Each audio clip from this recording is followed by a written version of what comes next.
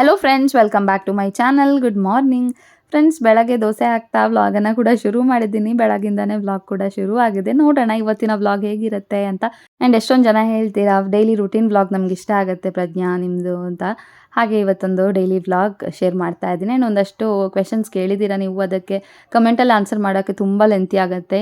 ಹಾಗಾಗಿ ಈ ವ್ಲಾಗಲ್ಲೇ ಒಂದಷ್ಟು ಕ್ವೆಶನ್ಸ್ಗೆ ಆನ್ಸರ್ ಮಾಡ್ತೀನಿ. ಇನ್ನೇನು ನಾನು ಆ ಥರ ಕ್ವೆಶನ್ಸ್ ಎಲ್ಲಾದರೂ ಇದ್ದರೆ ಅದನ್ನು ನಾನು ಆದಷ್ಟು ವ್ಲಾಗಲ್ಲೇ ಶೇರ್ ಮಾಡ್ಕೊತೀನಿ. ಬಿಕಾಸ್ ತುಂಬ ಲಾಂಗ್ ಎಕ್ಸ್ಪ್ಲನೇಷನ್ ಆಗಿಬಿಡುತ್ತೆ ಕಮೆಂಟ್ ಮಾಡೋಕ್ಕೋದ್ರೆ, ಅದಕ್ಕೋಸ್ಕರ. ಫ್ರೆಂಡ್ಸ್, ಹಾಗೆ ಒಬ್ಬರು ಕಮೆಂಟ್ ಮಾಡಿದರೆ, ನೀವು ಸ್ಟವ್ವನ್ನೇ ಯಾಕೆ ಒಂದು ಸೈಡಲ್ಲಿ ಇಟ್ಕೊಂಡಿದ್ದೀರಾ, ಮಿಡಲಲ್ಲಿ ವಿಂಡೋ ಪಕ್ಕ ಇಟ್ಕೊಂಡ್ರೆ ಚೆನ್ನಾಗಿರುತ್ತೆ ಅಲ್ವಾ ಅಂತ ಹೇಳ್ಬಿಟ್ಟು. ಬಟ್ ಏನಂದರೆ ಇಲ್ಲಿ ಅದ್ರದ್ದು ವಯರ್ ಇದೆಯಲ್ವಾ, ಅದು ಸ್ವಲ್ಪ ಈ ಕಡೆ ಎಳ್ಕೊಂಡು ಬರಬೇಕಾಗತ್ತೆ. ಹಾಗಾಗಿ ಅಷ್ಟು ಸ್ಪೇಸ್ ಅದಂತೂ ಚೆನ್ನಾಗಿ ಕಾಣಲ್ಲ ನೋಡೋಕ್ಕೆ. ಆ ಗ್ಯಾಸ್ ಪೈಪ್ ಏನಿದೆ ಅದು ತುಂಬ ಉದ್ದಕ್ಕೆ ಬಂದುಬಿಡತ್ತೆ ಈ ಕಡೆವರೆಗೂ. ಹಂಗಾಗಿ ನಮಗೆ ಅಲ್ಲಿನ ಸ್ಪೇಸ್ ಎಲ್ಲ ತುಂಬ ಕನ್ವಿನಿಯೆಂಟ್ ಆಗಿರಲ್ಲ. ಆ್ಯಂಡ್ ಅದು ನೋಡೋಕ್ಕೆ ಒಂದು ಚೆನ್ನಾಗಿರಲ್ಲ ಅಂತ ಹೇಳ್ಬಿಟ್ಟು ಈ ಥರ ಒಂದು ಕಾರ್ನರಲ್ಲಿ ಇಟ್ಕೊಂಡಿದ್ದೀವಿ. ಆ್ಯಂಡ್ ಈ ಕಡೆ ಎಲ್ಲ ಮಾಡಿರೋ ಅಡುಗೆಗಳು ಎಲ್ಲ ಇಡೋಕ್ಕಾಗತ್ತೆ ನೋಡಿ ಸ್ಟವ್ ಪಕ್ಕ. ಹಾಗಾಗಿ ಈ ಥರ ಇಟ್ಕೊಂಡಿದ್ದೀವಿ. ಆ್ಯಂಡ್ ನಮ್ಗೆ ಹೆಂಗೆ ಕನ್ವಿನಿಯೆಂಟ್ ಆಗುತ್ತೋ ಆ ಥರ ನೋಡ್ಕೊಂಡು ಇಟ್ಟಿರೋದು ಅಷ್ಟೇನೆ. ಆ್ಯಂಡ್ ನೋಡಿ, ಬಿಸಿ ಬಿಸಿ ಬಾಳೆಹಣ್ಣು ದೋಸೆ ಕೂಡ ರೆಡಿ ಆಗಿದೆ. ಇವತ್ತೇನು ರೆಸಿಪಿ ಶೂಟ್ ಮಾಡಿಲ್ಲ, ತುಂಬ ಈಸಿ. ತುಂಬ ಜನರಿಗೆ ಗೊತ್ತಿರ್ಬೋದು ಕೂಡ, ತುಂಬ ಬಾಳೆಹಣ್ಣೆಲ್ಲ ಹಣ್ಣಾಗಿ ವೇಸ್ಟ್ ಆಗ್ತಾಯಿದೆ ಅಂದಾಗ ಈ ಥರ ಬಾಳೆಹಣ್ಣು ದೋಸೆ ಎಲ್ಲ ಮಾಡ್ಕೊಬೋದು. ಬರೀ ಬಾಳೆಹಣ್ಣು ತಿಂದು ಇಲ್ಲ ಏನಾದರೂ ಸ್ಮೂದಿ ಆ ಥರ ಏನಾದರೂ ಮಾಡ್ಕೊಳ್ಳೋ ಬದಲು ದೋಸೆ ಕೂಡ ಮಾಡ್ಕೊಬೋದು. ಒಂಥರ ಲೈಟ್ ಸ್ವೀಟಾಗಿ ಚೆನ್ನಾಗಿರುತ್ತೆ. ಉದ್ದಿನ ದೋಸೆ ಎಲ್ಲ ಬರುತ್ತಲ್ವ, ಕಣ್ಣಾಗಿ ಈ ಥರ ಅದೇ ಥರನೇ ಬರುತ್ತೆ. ಸ್ವಲ್ಪ ಸ್ವೀಟಿಶ್ ಇರುತ್ತೆ ಅಷ್ಟೇನೆ. ಆ್ಯಂಡ್ ಬನ್ನಿ ನೋಡಿ ದೋಸೆ ಯಾವ ಥರ ಬಂದಿದೆ ಅಂತ ಹೇಳಿಬಿಟ್ಟು. ಸ್ವಲ್ಪ ದಪ್ಪ ದೋಸೆ ಹಾಕ್ಕೊಳ್ಳಿ. ಇದು ಬಾಳೆಹಣ್ಣು ದೋಸೆ ತೆಳ್ಳಗೆ ಮಾಡಿಕೊಂಡ್ರೆ ಅಷ್ಟು ಚೆನ್ನಾಗಾಗಲ್ಲ. ಸ್ವಲ್ಪ ದಪ್ಪಕ್ಕೆ ಮಾಡಿಕೊಂಡ್ರೆ ಒಂಥರ ನೋಡೋಕ್ಕೆ ಒಂಥರ ಸ್ಪಾಂಜಿಯಾಗಿ ಸಾಫ್ಟಾಗಿ ಚೆನ್ನಾಗಿ ಬರುತ್ತೆ. ಬಾಳೆಹಣ್ಣಿನ ದೋಸೆ ಜೊತೆ ತುಪ್ಪ ಹಾಕ್ಕೊಂಡು ಕೆಂಪು ಚಟ್ನಿ ಹಾಕ್ಕೊಂಡು ತಿಂತಾ ಇದ್ರಂತೂ ತುಂಬ ಟೇಸ್ಟಿಯಾಗಿರುತ್ತೆ. ಒಂದ್ಸಲಿ ಟ್ರೈ ಮಾಡಿ. ಬಿಕಾಸ್ ದೋಸೆ ಒಂದು ಸ್ವಲ್ಪ ಲೈಟ್ ಸ್ವೀಟಿಶ್ ಇರುತ್ತಲ್ವ, ಸೊ ಖಾರವಾಗಿರೋ ಕೆಂಪು ಚಟ್ನಿ ಮಾಡ್ಕೊಂಡು ತಿಂದರೆ ಚೆನ್ನಾಗಿರುತ್ತೆ ಕಾಂಬಿನೇಷನ್ನು. ಆ್ಯಂಡ್ ನೀವು ಯಾವತ್ತೂ ಟ್ರೈ ಮಾಡಿಲ್ಲ ಅಂತಂದ್ರೂ ಟ್ರೈ ಮಾಡಿ. ಇನ್ನೊಂದ್ಸಲಿ ಮಾಡಿದಾಗ ರೆಸಿಪಿ ಕೂಡ ಶೇರ್ ಮಾಡ್ಕೊತೀನಿ. ಇವತ್ತು ಆ್ಯಕ್ಚುಲಿ ನಾನು ವೀಡಿಯೋ ಮಾಡೋ ಪ್ಲ್ಯಾನಲ್ಲಿ ಇರಲಿಲ್ಲ, ಬಟ್ ಹೆಂಗೋ ಬೆಳಗ್ಗೆಯಿಂದನೇ ವ್ಲಾಗ್ ಮಾಡೋಣ ಅಂತ ಹೇಳ್ಬಿಟ್ಟು ಮನಸ್ಸಾಯಿತು. ಹಾಗಾಗಿ ವಿಡಿಯೋ ಶುರು ಮಾಡಿದ್ದೆ. ಹಾಗಾಗಿ ನಾನು ರೆಸಿಪಿಯನ್ನು ಶೂಟ್ ಮಾಡಿಲ್ಲ. ಫ್ರೆಂಡ್ಸ್, ಹಾಗೆಯೇ ರೀಸೆಂಟಾಗಿ ಒಂದು ಕಮೆಂಟ್ ಬಂದಿತ್ತು, ನೀವು ಅಡುಗೆನೆಲ್ಲ ಮದುವೆಗಿಂತ ಮುಂಚೆನೇ ಕಲ್ತಿದ್ರಾ ಎಲ್ಲ ಕೆಲಸಗಳು, ಮನೆ ಕೆಲಸಗಳಾಗಿರ್ಬೋದು, ಅಡುಗೆ ಕೆಲಸಗಳು ಅಂತ ಹೇಳ್ಬಿಟ್ಟು. ಖಂಡಿತವಾಗ್ಲೂ ಇಲ್ಲ. ನಾನೇನು ಅಡುಗೆ ಎಲ್ಲ ಕಲಿತು ಎಲ್ಲ ಏನೂ ಇರಲಿಲ್ಲ. ನನಗೆ ಜಸ್ಟ್ ಅಮ್ಮ ಮಾಡೋದು ಏನೇನು ಇಂಗ್ರೀಡಿಯೆಂಟ್ಸ್ ಹಾಕ್ತಾರೆ, ಯಾವ್ಯಾವ ಐಟಮ್ಗೆ ಅಂತ ಗೊತ್ತಿತ್ತು. ಆ್ಯಂಡ್ ನನಗೆ ಒಂದಷ್ಟು ಹೊಸ ರೆಸಿಪೀಸ್ ಎಲ್ಲ ಮಾಡ್ತಾಯಿದ್ದೆ. ಇವಾಗ ಗ್ರೇವೀಸ್ ಆಗಿರ್ಬೋದು, ಆ್ಯಂಡ್ ಬಿರಿಯಾನಿ, ಪಲಾವು ಆ ಥರದ್ದೆಲ್ಲ ನಾನು ಮಾಡ್ತಾಯಿದ್ದೆ, ನನಗೆ ಗೊತ್ತಿತ್ತು. ಬಟ್ ಈ ಟ್ರೆಡಿಷ್ನಲ್ ರೆಸಿಪಿ ಇರುತ್ತಲ್ವ, ಲೈಕ್ ಸಾಂಬಾರಾಗಿರ್ಬೋದು ಅಥವಾ ಪಾಯಸ ಅಥವಾ ದೋಸೆ, ಇಡ್ಲಿ, ಆ ಥರದ್ದೆಲ್ಲ ನನಗೆ ಖಂಡಿತವಾಗ್ಲೂ ರೆಸಿಪಿಯನ್ನು ಜಸ್ಟು ಏನೇನು ಹಾಕ್ತಾರೆ ಅಂತ ಗೊತ್ತಿತ್ತು. ಬಟ್ ಯಾವ್ಯಾವ ಪ್ರಮಾಣದಲ್ಲಿ ಹಾಕಬೇಕು ಅನ್ನೋದೆಲ್ಲ ನಂಗೆ ಅಷ್ಟು ಐಡಿಯಾ ಇರಲಿಲ್ಲ. ಬಟ್ ಆಮೇಲೆ ಅಮ್ಮನ ಹತ್ರ ಎಲ್ಲ ಮದುವೆ ಆದ ನಂತರ ಕೇಳಿಕೊಂಡು, ಅಮ್ಮನ ಹತ್ರ ಆಗಿರ್ಬೋದು ಒಂದಷ್ಟು ರೆಸಿಪೀಸಿನ ಅತ್ತೆ ಹತ್ರದಿಂದ ಕೇಳಿಕೊಂಡು ನಾನು ಮಾಡಿದ್ದೀನಿ. ಬಿಕಾಸ್ ಪ್ರತಿ ಮನೆಯೂ ಡಿಫ್ರೆಂಟಾಗಿರುತ್ತೆ ಅಡುಗೆಗಳು. ನಮ್ಮ ಮನೆಯಲ್ಲಿ ಏನು ಮಾಡ್ತೀವಿ ಅದೇ ಥರ ನಮ್ಮ ಅಮ್ಮನ ಮನೆಯಲ್ಲಿ ಮಾಡಲ್ಲ. ಅಲ್ಲಿ ಬೇರೆ ಥರ ಇರುತ್ತೆ, ಇಲ್ಲಿ ಬೇರೆ ಥರ ಇರುತ್ತೆ. ಬಿಕಾಸ್ ನೀವು ಎಷ್ಟೇ ಕಲ್ತ್ಕೊಂಡು ಹೋದ್ರೂ ಅದು ಬೇರೆ ಬೇರೆ ಮನೆಯಲ್ಲಿ ಬೇರೆ ಬೇರೆ ಟೇಸ್ಟು, ಬೇರೆ ಬೇರೆ ರೀತಿಯಲ್ಲಿ ಮಾಡ್ತಾರೆ. ಒಂದೊಂದು ರೆಸಿಪಿಗಳಿಗೆ ತುಂಬ ವ್ಯತ್ಯಾಸ ಇರುತ್ತೆ. ಕೆಲವೊಂದು ಇರ್ಬೋದು ಇಂಗ್ರೀಡಿಯೆಂಟ್ಸ್ ಸೇಮ್ ಇರ್ಬೋದು, ಬಟ್ ತುಂಬ ಡಿಫ್ರೆನ್ಸ್ ಇರುತ್ತೆ ಟೇಸ್ಟಲ್ಲಿ ಆಗಿರ್ಬೋದು ಎಲ್ಲದರಲ್ಲೂ. ಹಾಗಾಗಿ ನೀವು ಎಷ್ಟೇ ಕಲ್ತ್ಕೊಂಡು ಹೋಗಿದ್ರು ನೀವು ಅಲ್ಲಿ ಮತ್ತೆ ಫಸ್ಟಿಂದ ಕಲ್ತಂಗೆ ಆಗುತ್ತೆ ಫೈನಲಿ ನನ್ನ ಪ್ರಕಾರ. ಹಾಗಾಗಿ ನನ್ನ ಪ್ರಕಾರ ಏನೋ ಮದುವೆಗಿಂತ ಮುಂಚೆ ಸುಮ್ಮನೆ ಏನೇನೋ ಜಾಸ್ತಿ ಕಲಿಯೋ ಅವಶ್ಯಕತೆಯೂ ಇಲ್ಲ. ಬಿಕಾಸ್ ಬೇಸಿಕ್ಸ್ ಸ್ವಲ್ಪ ಗೊತ್ತಿದ್ದರೆ ಸಾಕು. ನಮಗೊಂದು ಹೊಟ್ಟೆ ತುಂಬ ಥರ ಏನಾದರೂ ಒಂದಷ್ಟು ಅಡುಗೆ ಮಾಡೋಕ್ಕೆ ಗೊತ್ತಿದ್ದರೆ ಆಮೇಲೆ ನಾವೇನೇ ಹೋಗ್ತಾ ಕಲ್ತ್ಕೊಳ್ತೀವಿ ಅಷ್ಟೇ. ನಮ್ಮ ಹೆಣ್ಮಕ್ಳು ಅಷ್ಟೊಂದು ಸ್ಟ್ರಾಂಗ್ ಇದ್ದಾರೆ. ಆ್ಯಂಡ್ ಅಷ್ಟೊಂದು ನಮಗೆ ಗೊತ್ತಾಗ್ಬಿಡುತ್ತೆ ಬೇಗನೆ.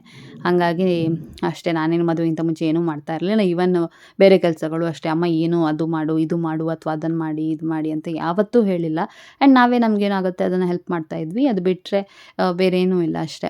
ಕಾಲೇಜ್ಗೆ ಹೋಗೋದು ಬರೋದು ಅಷ್ಟರಲ್ಲೇ ಟೈಮ್ ಆಗ್ತಾಯಿತ್ತು. ಆ್ಯಂಡ್ ಅದು ಬಿಟ್ಟು ಅಮ್ಮ ಸಂಡೇಸ್ ಎಲ್ಲ ಬಂದಾಗ್ಲೂ ಅಷ್ಟೇ ನಾವೇನಾದರೂ ಎಕ್ಸ್ಟ್ರಾ ಏನಾದರೂ ಸ್ಪೆಷಲ್ ರೆಸಿಪೀಸ್ ಏನಾದರೂ ಟ್ರೈ ಮಾಡೋದಾದರೆ ಮಾಡ್ತಾಯಿದ್ವಿ. ಅದು ಬಿಟ್ಟು ಬೇರೆ ಏನೂ ಮಾಡ್ತಾ ಇರಲಿಲ್ಲ. ನನಗೆ ನಿಜವಾಗ್ಲೂ ಏನೂ ಗೊತ್ತಿರಲಿಲ್ಲ ಅಂತಲೇ ಹೇಳ್ಬೋದು. ಬೇಸಿಕ್ಸ್ ಒಂದು ಸ್ವಲ್ಪ ಗೊತ್ತಿತ್ತು, ಅದೆಲ್ಲ ನಮ್ಗೆ ಗೊತ್ತಿರುತ್ತೆ ಹೆಣ್ಮಕ್ಳಿಗೆ. ಇವಾಗಂತೂ ಮೊಬೈಲ್ ನೋಡಿದ್ರು ಯೂಟ್ಯೂಬಲ್ಲಿ ಇದರಲ್ಲಿ ನೋಡ್ಕೊಂಡ್ರು ಮಾಡ್ಕೊಬೋದು. ಏನು ದೊಡ್ಡ ವಿಷಯ ಏನೂ ಅಲ್ಲ. ಫಸ್ಟ್ ಒಂದೆರಡು ಸರಿ ಒಂದು ಸ್ವಲ್ಪ ಟೇಸ್ಟ್ ಎಲ್ಲ ಚೆಕ್ ಮಾಡ್ಕೊಂಡು ಮಾಡಬೇಕು. ಆಮೇಲೆ ಒಂದು ಸ್ವಲ್ಪ ಗೊತ್ತಾಗ್ಬಿಡುತ್ತೆ, ನಮಗೇನೆ ಒಂದು ಅಂದಾಜು ಸಿಗುತ್ತೆ ಅಲ್ವಾ. ಹಾಗೇನೆ ನಾನು ಕೂಡ ಕಲ್ತಿದ್ದು. ಹಂಗೆ ನೋಡಿದ್ರೆ ನಾನೇನು ದೊಡ್ಡ ರೆಸಿಪಿ ಎಲ್ಲನೂ ಕಲ್ತ್ಕೊಂಡು ಏನೋ ಸೂಪರಾಗಿ ಮಾಡ್ತೀನಿ ಅಂತ ಅಲ್ಲ, ಬಟ್ ಒಂದು ಆ್ಯಾವ್ರೇಜ್ ಲೆವೆಲ್ಗೆ ಮಾಡ್ತೀನಿ. ನಾನು ಮಾಡೋವಾಗಲೂ ಅಷ್ಟೇ ಒಂದು ಸ್ವಲ್ಪ ಒಂದೊಂದು ಸಲ ಹೆಚ್ಚು ಕಮ್ಮಿ ಆಗುತ್ತೆ ಕೆಲವೊಂದು ಸಲ. ಬಟ್ ಏನು ಅಂದರೆ ಹೆಂಗೋ ಮ್ಯಾನೇಜ್ ಮಾಡಿಕೊಂಡು ಹೋಗ್ತೀನಿ ಅಷ್ಟೇ.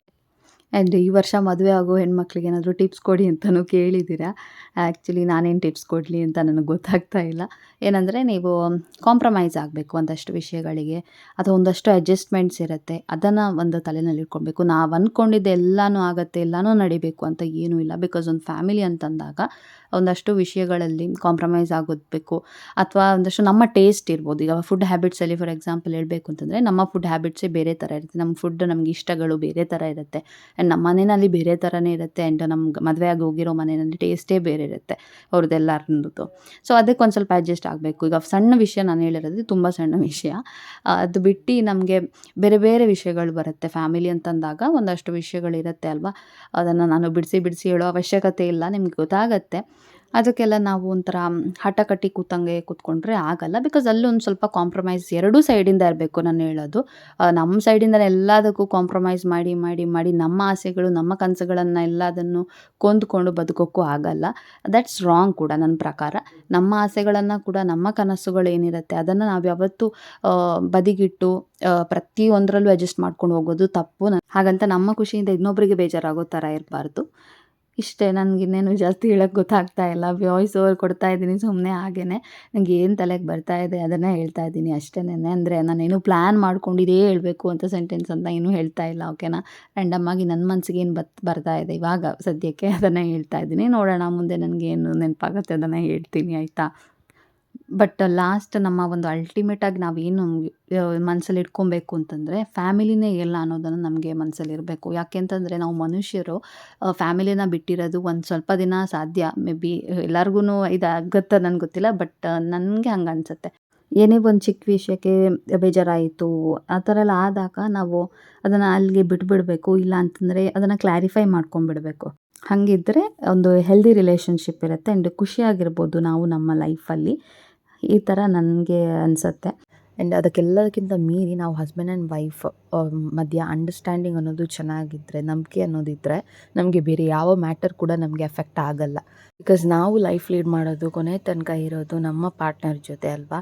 ಬೇರೆ ಯಾರೋ ನಮ್ಮ ಲೈಫಲ್ಲಿ ಬಂದು ಹೋಗ್ಬೋದೇ ಹೊರತು ಕೊನೆ ತನಕ ಜೊತೆಯಲ್ಲಿರೋದು ಇರಬೇಕಾಗಿರೋದು ನಾವು ಆಗಿರೋದ್ರಿಂದ ತುಂಬ ಚೆನ್ನಾಗಿ ಅರ್ಥ ಮಾಡಿಕೊಂಡು ನಮ್ಮ ಪಾರ್ಟ್ನರ್ ಜೊತೆ ಖುಷಿಯಾಗಿರೋದನ್ನು ನೋಡಬೇಕೇ ಹೊರತು ಬೇರೆ ವಿಷಯಗಳಿಗೆ ತಲೆಗೆಡಿಸ್ಕೊಳ್ಳೋಕ್ಕೆ ಹೋಗಬಾರ್ದು. ಇದಿಷ್ಟು ಮನಸ್ಸಲ್ಲಿ ಇಟ್ಕೊಂಡ್ರೆ ಮೇ ಬಿ ನಮ್ಮ ರಿಲೇಷನ್ಶಿಪ್ ತುಂಬ ಚೆನ್ನಾಗಿರುತ್ತೆ ಅಂತ ನಂಗೆ ಅನಿಸುತ್ತೆ. ನನ್ನ ಪರ್ಸನಲ್ ಒಪಿನಿಯನ್ ಇದು. ಎಲ್ಲರ ಲೈಫ್ ಒಂದೇ ಥರ ಇರುತ್ತೆ, ಒಂದೇ ಥರ ಸಿಚುವೇಶನ್ಸ್ ಇಲ್ಲಿ ಇರುತ್ತೆ ಅಂತ ಹೇಳೋಕ್ಕಾಗಲ್ಲ. ಸಿಚುವೇಶನ್ ಕೂಡ ಮ್ಯಾಟರ್ ಆಗುತ್ತೆ ಲೈಫಲ್ಲಿ ಅಂತ ನಂಗೆ ಅನಿಸುತ್ತೆ. ಸೊ ಇದಿಷ್ಟು ಒಂದು ಸಣ್ಣ ಟಿಪ್ ಅಂತಲೇ ಹೇಳ್ಬೋದು. ಟಿಪ್ ಅನ್ನೋದಕ್ಕಿಂತ ನನ್ನ ಪರ್ಸನಲ್ ಒಪಿನಿಯನ್ ಇದು ಅಷ್ಟೇ. ಹಾಗೆ ನೋಡಿ, ಇವಾಗ ಪಾಪು ಕೂಡ ಎದ್ಲು. ನಾನು ಬೆಳಗ್ಗೆ ಬ್ರೇಕ್ಫಾಸ್ಟ್ ಎಲ್ಲ ಮುಗಿಸಿ ಕಿಚನ್ ಎಲ್ಲ ಕ್ಲೀನ್ ಮಾಡಿ ಬಟ್ಟೆ ಒಣಗಾಕಿ ಬರೋ ಅಷ್ಟರಲ್ಲಿ ಪಾಪು ಕೂಡ ಎದ್ದಿದ್ಲು. ಅವಳನ್ನು ಇವಾಗ ಫಸ್ಟು ಹೊರಗಡೆ ಕರ್ಕೊಂಡು ಬಂದು ಕೂರಿಸಿದ್ದೀನಿ. ಅವಳಿಗೆ ಯಾವತ್ತೂ ಅಷ್ಟೇ ಬೆಳಗ್ಗೆ ಎದ್ದಿದ ತಕ್ಷಣ ಹೊರಗಡೆ ಕರ್ಕೊಂಡು ಬಂದು ಒಂದ್ಸರಿ ಸ್ವಲ್ಪ ಹೊತ್ತು 1-2 ರೌಂಡ್ ವಾಕಿಂಗ್ ಎಲ್ಲ ಮುಗಿಸಿ ಆಮೇಲೆ ಅವಳಿಗೆ ಬ್ರಷ್ ಮಾಡಿಸ್ತೀನಿ. ಬಿಕಾಸ್ ಅವಳು ಆ ನಿದ್ದೆ ಮೂಡಿಂದ ಹೊರಗಡೆ ಬರೋದಕ್ಕೆ ಸ್ವಲ್ಪ ಟೈಮ್ ತೊಗೊಳ್ತಾಳೆ. ಹಾಗೆ ಕರ್ಕೊಂಡೋಗಿ ಬ್ರಷ್ ಮಾಡೋಕ್ಕೆ ಕೂರಿಸಿದ್ರೆ ಅವಳು ತುಂಬ ಅಳ್ತಾಳೆ. ಅವಳಿಗೆ ಇಷ್ಟನೇ ಆಗಲ್ಲ ಬ್ರಷ್ ಮಾಡೋಕ್ಕೆ. ಹಾಗಾಗಿ ಸ್ವಲ್ಪ ಹೊತ್ತು ಹೊರಗಡೆ ಎಲ್ಲ ಹೋಗಿ ಅವಳು ಮೂಡ್ ಚೆನ್ನಾಗಾದ ನಂತರ ಬ್ರಷ್ ಮಾಡೋಕ್ಕೆ ಒಪ್ತಾಳೆ. ಅದಕ್ಕೋಸ್ಕರ ಈ ಥರ ಮಾಡ್ತೀನಿ ನಾನು. ಇವಾಗ ಪಾಪು ಕೂಡ ಇದ್ಲು. ಇವಾಗಿನ್ನು ಅವಳಿಗೆ ಬ್ರಷ್ ಮಾಡಿಸಿ, ಮಳೆ ಇಂದಲ್ಲ ನಿನ್ನೆ ಒಂದು ಸ್ವಲ್ಪ ಮಳೆ ಬಂದಿತ್ತು, ಹಂಗೆ ಟರ್ಪಾಲ್ ಹಾಕಿದ್ರದ್ರೆಲ್ಲ ಸ್ವಲ್ಪ ಸ್ವಲ್ಪ ನೀರಿದೆ. ಅವಳಿಗೆ ಎಲ್ಲಿ ಹೋಗಬೇಕು ಅಂತ ಮೊನ್ನೆ ಒಂದ್ಸಲ ಆಡಿದ್ಲಲ್ವ, ಹಾಗಾಗಿ ಇವಾಗಿನ ಅವಳಿಗೆ ಬ್ರಷ್ ಮಾಡಿಸಿ ತಿಂಡಿ ತಿನ್ನಿಸ್ಬೇಕು. ಆ್ಯಂಡ್ ನಾನು ಅವಳು ಮಲ್ಕೊಂಡಿರ್ಬೇಕಾದ್ರೆ ಒಂದು 5-10 ನಿಮಿಷ ಟೈಮ್ ಇತ್ತು. ಒಂದು ಸ್ವಲ್ಪ ಎಡಿಟಿಂಗ್ ಇತ್ತು, ತಮ್ಮನೇಲೆಲ್ಲ ಮಾಡೋದು, ಅದೆಲ್ಲ ಮಾಡಿದೆ. ಅದಿನ್ನೇನು ಕಂಪ್ಲೀಟ್ ಆಗುತ್ತೆ ಅನ್ನೋ ಅಷ್ಟರಲ್ಲಿ ಅವಳು ಎದ್ಬಿಟ್ಲು. ಇನ್ನು ಆಮೇಲೆ ಮಾಡ್ಕೊಬೇಕು. ಇವತ್ತು ಆ್ಯಕ್ಚುಲಿ ಒಂದು ವೀಡಿಯೋ ಅಪ್ಲೋಡ್ ಇತ್ತು, ಹಾಗಾಗಿ ಸ್ವಲ್ಪ ಕೆಲಸಗಳೆಲ್ಲ ಪೆಂಡಿಂಗ್ ಇದೆ. ಗಟ್ಟಿದ್ದಾನೆ. ಹಾಗೆ ಇನ್ನೊಬ್ಬರು ಬ್ರಷ್ ಮಾಡಿಸಿ ತಿಂಡಿ ತಿನ್ನಿಸಿ ಕ್ಲೀನಿಂಗು ಅದು ಇದು ಅಂತ. ಆ್ಯಕ್ಚುಲಿ ನನಗೆ ಬಟ್ಟೆ ಮಡ್ಚೋದು ಇತ್ತು, ಅದು ಮಾಡಿಲ್ಲ. ತಮ್ಮನೇನು ಮಾಡೋಣ ಅಂತ ಕೂತ್ಕೊಂಡೆ, ಬಟ್ ಅದು ಕೂಡ ಅರ್ಧ ಆಗಿದೆ. ನಾಯಿ ಅರ್ಧ ಆಗಿದೆ. ಹಾಗೆ ಇವಾಗಿನ್ನೇನು ಟೈಮ್ ಇಲ್ಲ ನನಗೆ. ಪಾಪುಗೆ ತಿಂಡಿ ತಿನ್ನಿಸೋದೆ ಮೇಯ್ನ್ ಕೆಲಸ ಇವಾಗಿರೋದು. ಅದೆಲ್ಲ ಮಾಡಿಬಿಟ್ಟು ಮತ್ತೆ ನಾನು ಫ್ರೀ ಆದಾಗ ಮತ್ತೆ ವ್ಲಾಗನ್ನು ಕಂಟಿನ್ಯೂ ಮಾಡ್ತೀನಿ. ಇವಾಗಿನ ಸ್ವಲ್ಪ ಜಾಸ್ತಿನೇ ಕೆಲಸಗಳಿದೆ, ಹಾಗಾಗಿ ಪಾಪು ಕೂಡ ತಿಂಡಿ ತಿನ್ನಿಸಿ ಎಲ್ಲ ಆಗಿ ಕೆಲಸಗಳೆಲ್ಲ ಮುಗಿಸ್ಬಿಟ್ಟು ಇವಾಗ ಇಲ್ಲಿ ಪಾಪು ಆಟ ಆಡ್ತಾ ಇದ್ದಾಳೆ. ಸ್ನಾನ ಎಲ್ಲ ಆಯಿತು ಅವಳದು. ಹಾಗೆ ನಾನಿಲ್ಲಿ ಇವಾಗ ಮೊಳಕೆ ಕಾಳು ಹೆಸರು ಕಾಳನ್ನು ಮೊಳಕೆ ಬರೋಕ್ಕೆ ಕಟ್ಟಿಟ್ಟಿದ್ದೆ. ತುಂಬ ಚೆನ್ನಾಗಿ ಮೊಳಕೆ ಬಂದಿತ್ತು. ಸ್ವಲ್ಪ ಕೋಸಂಬರಿ ಎಲ್ಲ ಮಾಡೋಣ ಅಂತ ಹೇಳಿಬಿಟ್ಟು. ಆ್ಯಂಡ್ ಸಖತ್ತಾಗಿ ನೋಡಿ ಚೆನ್ನಾಗಿ ಮೊಳಕೆ ಬಂದಿತ್ತು. ಮೊಳಕೆ ಬಾರದೆ ಇಷ್ಟು ಚೆನ್ನಾಗಿ ಮೊಳಕೆ ಬರದೇ ಇರುವಂಥ ಕಾಳನ್ನು ತಿನ್ನೋದ್ರಿಂದ ಗ್ಯಾಸ್ಟ್ರಿಕ್ ಆಗಿರ್ಬೋದು, ಹೊಟ್ಟೆ ನೋವು ಸಮಸ್ಯೆ ಎಲ್ಲ ಬರುತ್ತೆ. ಅದಕ್ಕೋಸ್ಕರ ಚೆನ್ನಾಗಿ ಮೊಳಕೆ ಕಟ್ಟಬೇಕು. ಆ ಥರ ಮೊಳಕೆ ಬಂದ ನಂತರನೇ ಅದನ್ನು ಯೂಸ್ ಮಾಡಬೇಕು ಯಾವತ್ತೂ, ಹಸಿಯಾಗಿ ತಿಂತೀರಾ ಅಂತಂದರೆ ಸ್ಪೆಷಲಿ. ಸೊ ಇವಾಗ ನಾನು ಕೋಸಂಬರಿಗೆಲ್ಲ ರೆಡಿ ಮಾಡ್ಕೊಂಡಿದ್ದೀನಿ. ಒಂದು ಸ್ವಲ್ಪ ಸ್ವೀಟ್ ಕಾರ್ನು, ದಾಳಿಂಬೆ, ಆಮೇಲೆ ಒಂದು ಕುಕ್ಕುಂಬರ್ ಹಾಕಿದ್ದೀನಿ. ಈರುಳ್ಳಿ ಒಂದು ಸ್ವಲ್ಪ, ನೀವು ಟೊಮೆಟೊ ಬೇಕಂದ್ರೂ ಹಾಕ್ಕೊಬೋದು. ನಾನು ಟೊಮೆಟೊ ಅಷ್ಟಾಗಿ ಹಾಕೋದು, ತುಂಬ ಜಾಸ್ತಿ ನೀರು ಬಿಟ್ಕೊಳ್ಳುತ್ತೆ ಅಂತ ಹೇಳಿಬಿಟ್ಟು. ಆಮೇಲೆ ಕ್ಯಾರೆಟು, ಉಪ್ಪು, ಆಮೇಲೆ ಒಂದು ಸ್ವಲ್ಪ ಒಗ್ಗರಣೆ, ಇದಿಷ್ಟು ಹಾಕಿ ಒಂದು ಸ್ವಲ್ಪ ಹಸಿಮೆಣ್ಸಿನ್ಕಾಯಿ ಹಾಕಿದ್ದೀನಿ. ಪಾಪುಗೋಸ್ಕರ ಅಂತ ಹೇಳ್ಬಿಟ್ಟು ಸ್ವಲ್ಪ ಸಪ್ರೇಟಾಗಿ ಎತ್ತಿಟ್ಕೊಂಡಿದ್ದೀನಿ. ಆಮೇಲೆ ಹಸಿಮೆಣ್ಸಿನ್ಕಾಯಿ ಹಾಕಿದ್ದೀನಿ, ಅಂತಂದ್ರೆ ಅವಳಿಗೆ ಖಾರ ಜಾಸ್ತಿ ಆಗಿಬಿಡುತ್ತೆ ಹೇಳಿಬಿಟ್ಟು. ಆಮೇಲೆ ತಿನ್ನೋದಕ್ಕಿಂತ ಒಂದು ಸ್ವಲ್ಪ ಮುಂಚೆ ಒಂದು ಸ್ವಲ್ಪ ನಿಂಬೆ ಹಣ್ಣಿನ ರಸ ಹಾಕ್ಕೊಂಡ್ರೆ ತುಂಬ ಚೆನ್ನಾಗಿ ಕೋಸಂಬರಿ ಕೂಡ ರೆಡಿ ಆಯಿತು. ನಿಮಗೆ ಬೇಕು ಅಂತಂದರೆ ಒಣ ದ್ರಾಕ್ಷಿ ಕೂಡ ಹಾಕ್ಕೊಬೋದು, ಅದು ಕೂಡ ತುಂಬ ಚೆನ್ನಾಗಿರುತ್ತೆ. ಈ ಥರ ಕೋಸಂಬರಿ ಮಾಡಿಕೊಂಡೆ. ಎಲ್ಲರಿಗೂ ಗೊತ್ತಿರುತ್ತೆ, ಸುಮ್ಮನೆ ಹಾಗೆ ತೋರಿಸಿದೆ ಒಂದು ಕ್ಲಿಪ್ಪಿಂಗ್. ನೋಡೋಕ್ಕಂತೂ ಕಲರ್ಫುಲ್ಲಾಗಿ ಚೆನ್ನಾಗಿ ಕಾಣಿಸ್ತಾ ಇತ್ತು. ಸೊ ಈ ಥರ ಕೆಲಸಗಳು ನಡೀತಾ ಇದೆ. ನಮ್ಮ ಮನೆ ಅಂಗಳದ ಪರಿಸ್ಥಿತಿ ಅಂತೂ ಈ ಥರ ಆಗಿದೆ. ಯಜಮಾನ್ರು ಅಲ್ಲೇ ಇದ್ದಾರೆ. ಎಲ್ಲಿ ಅದು ಮೆಣಸು, ಅಲ್ಲಿ ನೋಡಿ, ಆ ಮೆಣಸಿನ್ಕಾಯಿ ಬೇಕಂತ ಇವಳಿಗೆ. ಇಲ್ಲೊಂದು ಕಾಣಿಸ್ತಿದೆಯಲ್ವಾ, ಅದು ಕೊಡಬೇಕಂತೆ. ಇವಾಗ ಹಂಗೆ ಇಲ್ಲಿ ರೋಡ್ ಕಲ್ಲೆಲ್ಲ ಕಟ್ತಾ ಇದ್ದಾರಲ್ವ, ಅದನ್ನು ನೋಡೋಣ ಅಂತ ಬಂದ್ವಿ. ಇವಳಿಗೆ ಅಲ್ಲಿರೋ ಮೆಣಸಿನ್ಕಾಯಿ ಎಲ್ಲ ಬೇಕಂತ. ಕಲ್ಲಿದ್ದಲ್ಲಿ, ಹಾಂ ಕಲ್ಲಿದೆ ಅಂತ ಹೇಳ್ತಾಳೆ. ಅಲ್ಲಿ ಹೋಗ್ತೆಯಾ? ಹಾಗೆ ಏನಂದರೆ ಸ್ವಲ್ಪ ಯಾಕೋ ಇವಾಗ ತಲೆನೋವು ಅಂತ ಅನ್ನಿಸ್ತಾ ಇತ್ತು. ಹಂಗೆ ಸರಿಯಾಗಿ ಅಮೃತಾಂಜನೆಲ್ಲ ಹಾಕ್ಕೊಂಡು ಟೈಟಾಗಿ ತಲೆಯೆಲ್ಲ ಕಟ್ಕೊಂಡು ಬಂದಿದ್ದೀನಿ. ನಂಗೆ ತಲೆನೋವು ಅಂತಂದರೆ ನನಗೆ ಮಾಡೋದು. ಇಲ್ಲ ಅಂತಂದರೆ ಚೆನ್ನಾಗಿ ಮುಖ ತೊಳ್ಕೊಳ್ತೀನಿ ಬಿಸಿ ಬಿಸಿ ನೀರಲ್ಲಿ, ಒಂದು ಸ್ವಲ್ಪ ರಿಲ್ಯಾಕ್ಸ್ ಆದಂಗೆ ಆಗುತ್ತೆ. ಇವತ್ತು ಯಾಕೋ ಗೊತ್ತಿಲ್ಲ, ಮಧ್ಯಾಹ್ನದಿಂದನೇ ತಲೆನೋವು ಶುರು ಆಗಿಬಿಟ್ಟಿದೆ. ಹಾಗೆ ಹುಡುಗಿಲೆಲ್ಲ ಓಡಾಡಬೇಕು ನೋಡಿ, ಕಲ್ಲಲ್ಲಿ ಕುತ್ಕೊಳ್ಬೇಕು ಅಂತೆಲ್ಲ ಹೇಳ್ತಾಳೆ. ಅಲ್ಲೆಲ್ಲ ಮುಟ್ಲಿಲ್ಲ. ಅಲ್ಲಂತೂ ಇಲ್ಲಿ ಫುಲ್ಲು ಕೆಲಸ ಆಗದೆ ಸುಮಾರು ದಿನ ಬೇಕು ಅಂತ ಅನಿಸುತ್ತೆ ಕೆಲಸ ಎಲ್ಲ ಆಗೋಕ್ಕೆ. ಓ ಏತಕ್ಕಾ ಎಂತ ಮಾಡೋಕ್ಕೋ ನೋಡಲ್ಲಿ ಲಾರಿ ಅಂತ ಬಂತು ನೋಡು. ನೋಡೋಕ್ಕಂತೂ ಚೆನ್ನಾಗಿ ಕಾಣಿಸ್ತಾ ಇದೆ. ಇಲ್ಲ ಅಂತಂದ್ರೆ ಸಿಕ್ಕಾಬಡೆ ಕಷ್ಟ ಆಗ್ತಾಯಿತ್ತು ಮಳೆಗಾಲದಲ್ಲೆಲ್ಲ ಅಂತೂ ಹತ್ಸೋಕ್ಕೆ. ನೋಡಿ ಮಾಡಿ ಫ್ರೆಂಡ್ಸ್. ಹಾಗೆ ನಾನು ಲಾಸ್ಟ್ ವ್ಲಾಗಲ್ಲೇ ಹೇಳಿದ್ದೆ, ನಮ್ಮ ಮನೆ ರೋಡ್ ಒಂದು ಸ್ವಲ್ಪ ರಿಪೇರ್ ಆಗ್ತಾ ಇದೆ ಅಂತ ಹೇಳಿಬಿಟ್ಟು. ಹಾಗೆ ಇಲ್ಲಿ ಲಾರಿ ಕೂಡ ಬಂದಿದೆ, ಕಲ್ಲು ತೊಗೊಂಡು ಬಂದಿರೋದು. ಹಾಗೆ ಒಂದಷ್ಟು ಕೆಲಸಗಳೆಲ್ಲ ನಡೀತಾ ಇದೆ. ಈ ಕೆಲಸಗಳೆಲ್ಲ ಮುಗಿಯೋಕ್ಕಂತೂ ಸುಮಾರು ದಿನ ತೊಗೊಳುತ್ತೆ ಅನಿಸುತ್ತೆ. ಪಪ್ಪುಗಂತೂ ಇಲ್ಲೆಲ್ಲ ಬರೋದು ಇವಾಗ ಸಿಕ್ಕಾಬಟ್ಟೆ ಇಷ್ಟ ಆಗಿಬಿಟ್ಟಿದೆ. ಎಲ್ಲ ಕೆಲಸಗಳೆಲ್ಲ ಆಗ್ತಾ ಇರುತ್ತೆ. ಆ್ಯಂಡ್ ಲಾರಿ ಕೂಡ ಬಂದಿದೆ ಇವಾಗ, ಅದನ್ನು ನೋಡೋಕ್ಕೆ ಅಂತಲೇ ಬಂದಿರೋದು ನಾವು.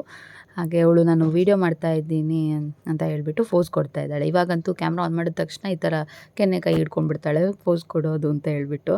ಹಾಗೆ ಇಲ್ಲಿ ಹಸ್ಬೆಂಡ್ ಗ್ರಾಫ್ಟೆಡ್ ಪೆಪ್ಪರ್ ಪ್ಲ್ಯಾಂಟ್ಸ್ ಇತ್ತು ಇಲ್ಲಿ ಸೈಡಲ್ಲಿ, ಅದರಲ್ಲಿರೋ ಚೆನ್ನಾಗಿರೋದನ್ನೆಲ್ಲ ಪಿಕ್ ಮಾಡಿ ಎತ್ತಿಡ್ತಾ ಇದ್ರು. ಹಾಗೆ ಇವಳು ಹೋಗಿ ನೋಡಿ ನಾನು ಹೆಲ್ಪ್ ಮಾಡ್ತೀನಿ ಅಂತ ನಿಂತ್ಕೊಂಡ್ಬಿಟ್ಟಿದ್ದಾಳೆ. ಫ್ರೆಂಡ್ಸ್, ಹಾಗೆ ಈ ವ್ಲಾಗನ್ನು ಇಲ್ಲಿಗೆ ಎಂಡ್ ಮಾಡ್ತಾ ಇದ್ದೀನಿ. ಈ ವ್ಲಾಗ್ ಇಷ್ಟ ಆದರೆ please like, share, comment and subscribe ಮಾಡದೆ ನೋಡ್ತಾ ಇದ್ದರೆ ಪ್ಲೀಸ್ ಸಬ್ಸ್ಕ್ರೈಬ್ ಮಾಡಿ, ಸಪೋರ್ಟ್ ಮಾಡಿ. ಸಿಗೋಣ ಇನ್ನೊಂದು ವಿಡಿಯೋದೊಂದಿಗೆ. ಅಲ್ಲಿ ತನಕ take care and bye. Thanks for watching.